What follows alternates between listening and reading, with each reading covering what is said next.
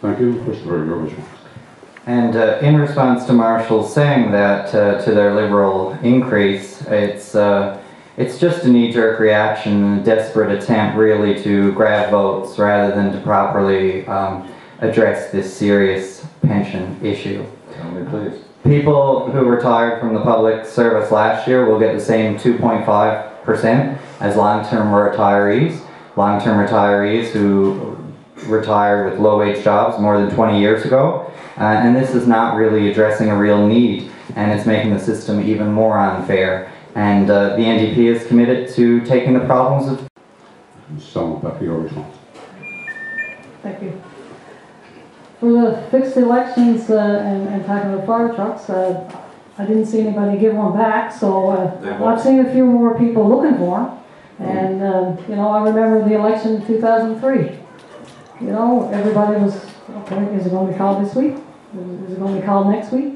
You know, so everybody was, you know, wondering, and I just like to fix the elections. Thank you.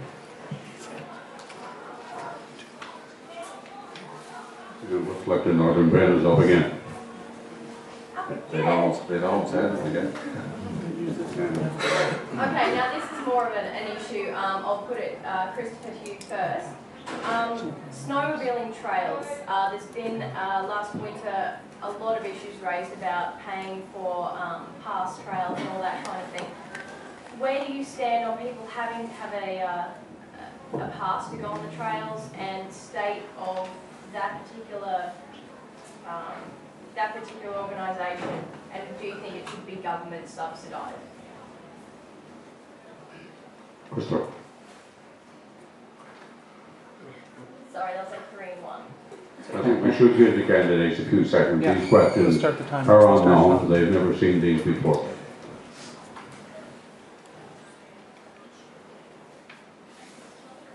I think that when you look at snowmobiling trails here in the province, it is something that does need to be maintained. They are a good aspect to our economy.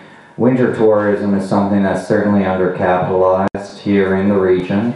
I mean, most of us do have snowmobiles and like to use this type of service, but if we see that an organization, a nonprofit, doesn't have the funds to properly groom and maintain this service like many of our rural regions do, you know, there needs to be some level where we can ensure that the service is there.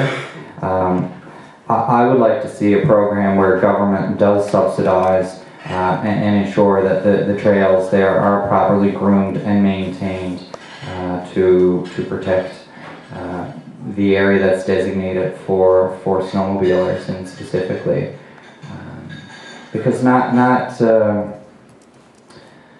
everyone in a volunteer capacity can manage and can police this type of activity. So we want to make sure that, you know, our beautiful landscapes are available and can be utilized by most people, and then we can start building upon, you know, an economic spin-off from that in terms of winter tourism. We have some of the longest snowmobile seasons here in the region, but yet most people go to Buckins, an area to go snowmobiling. It's quite unfortunate. Thank you. Selma. I certainly have to agree with Christopher about the winter tourism being a big attraction in this area. I spent quite a bit of time in the Deer Lake area as well, and you know, it's a big money-making venture, you know, to the snowmobile trails. And you know, the stickers, I hear arguments on both sides. You know, should we be paying for stickers or shouldn't we not? And I actually had the Minister of Tourism down with me yesterday, and he had a great discussion with a guy in Raleigh, and I think we'll be getting more involved in the snowmobile trails, and hopefully I'll have my say on some of that. Thank you. Marshall. Well, the snowmobile trail issue is one that's been, you know, 2 or 3 years in the makings, and it kind of came to a front this year. And I was able to speak on it in the House of Assembly to the Minister of Tourism in the spring because of the kickback we're getting from this region.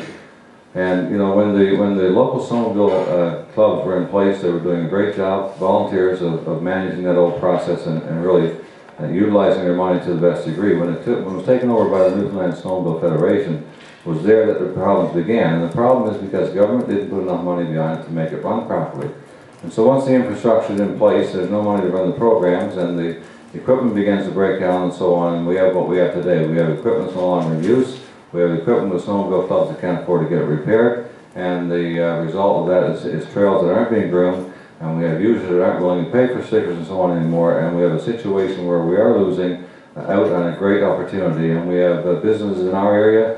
I've talked to several in this area and in the Arlington area as well who say that if something isn't done, next year their business may very well be in jeopardy because of the condition of snowmobile trailing. So it's a real issue.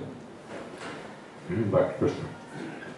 The NDP does have a policy in place where it would redirect funds from the Business Attraction Fund for co-ops and small businesses and would allocate seed capital for nonprofits. So this could be an area where some of the money from the Department of Business and the Business Attraction Fund could be allocated to local snowmobile clubs to be able to maintain this eroding and infrastructure. We need to work with communities and local groups. Community control of the resource where we can make decisions on a local level. We've got you know, people on the ground that can make those decisions and really make things happen, but for the most part, when we leave it up to the community, there's a real funding gap, and we do need to make sure that the appropriate monies are there so that we can manage this type of trail system and grow as an economy, as a region and a community. Okay.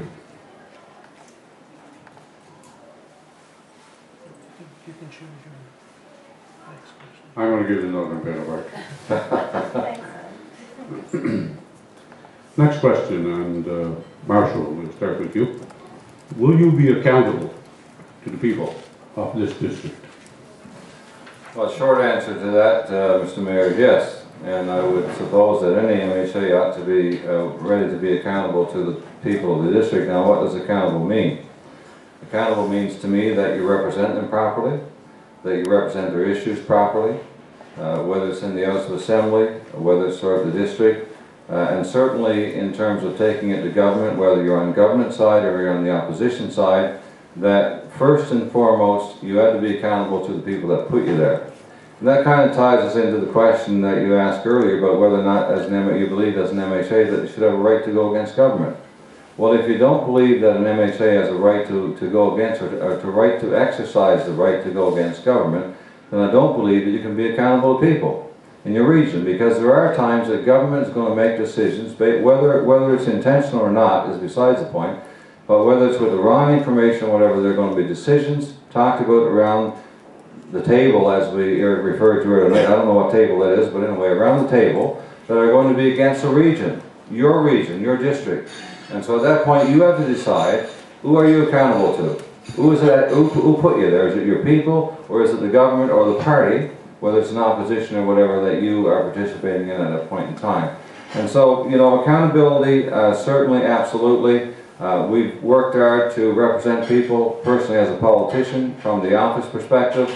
We've dealt with a lot of people with, you know, whether it's a workers' comp claim, whether it's an EI issue, whether it's a social income issue and other things in the office. And certainly in the next 4 years, I would certainly commit to do the same, so that, again, being accountable to the people, working for them, their best interest about it, it should be all about as an MHA. Christopher.